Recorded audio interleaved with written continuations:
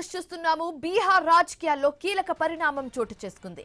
CM Nitish కుమారుడు నిశాంత్ జేడీయూలో చేరారు. Party ప్రధాన కార్యాలయంలో కేంద్ర మంత్రి Lalan Singh, deputy CM Vijay Choudhary, senior నేతలు, మంత్రులు అలాగే ఎమ్మెల్యేల సమక్షంలో పార్టీలో చేరారు.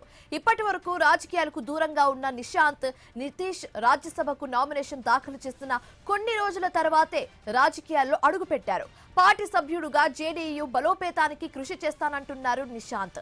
బీహార్లో మరిన్ని అభివృద్ధి కార్యక్రమాలు చేపట్టడమే పార్టీ లక్ష్యమని తెలిపారు.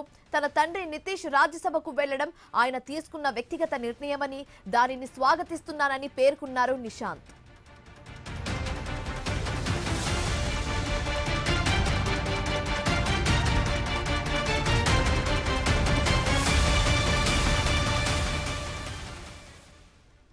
మరోవైపు 2 దశాబ్దాలుగా రాష్ట్ర రాజకీయాలను శాసిస్తున్న నితీష్ త్వరలోనే సీఎం పదవికి రాజీనామా చేయబోతున్నారు. ఆయన రాజ్యసభకు వెళ్లబోతున్నారు. ఈ నేపథ్యంలో రాష్ట్రంలో కొత్త కేబినెట్ ఏర్పాటు కానుంది. నిశాంత్ కు డిప్యూటీ సీఎం పదవి కట్టబెట్టే అవకాశాలు ఉన్నట్లుగా తెలుస్తోంది.